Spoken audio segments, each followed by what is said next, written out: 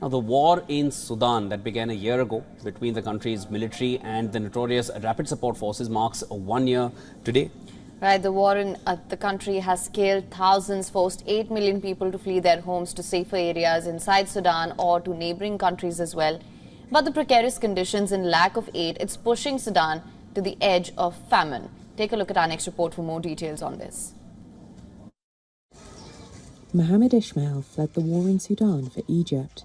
In his new life in Giza, Ismail relies on a monthly salary of about $100 from a paper factory to put food in the mouths of his 5 children.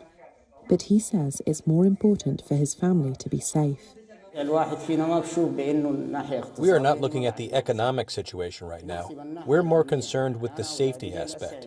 My children now, one of them is named Saleh. He still sleeps with me until now, because the sounds of bangs and explosions scare him. He still wakes up scared at night, unless he sleeps next to me.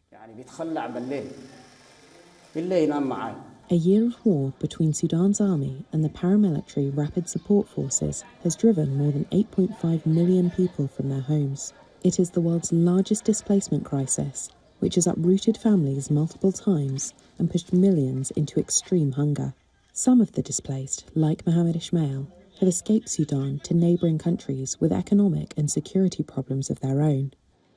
Others are internally displaced. Tens of thousands have sought shelter under the protection of the army at displacement centres in the Red Sea city of Port Sudan. Mashar Ali is a mother of 3 from the capital, Khartoum. Displacement is a very harsh experience. You cannot imagine that one day you will be living like this, from your home with a room and a private life to another new place where you sleep on the floor, waiting for relief and anything to eat. You think you were in a dream when you think about this life. Up until this moment, which is almost a year now, it feels like we're in a dream. Is this reality? Is this how our reality would look like? It is very difficult.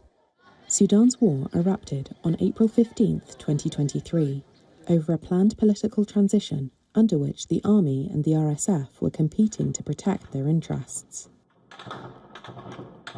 Fighting tore through the capital and unleashed waves of ethnically driven violence in the western region of Darfur.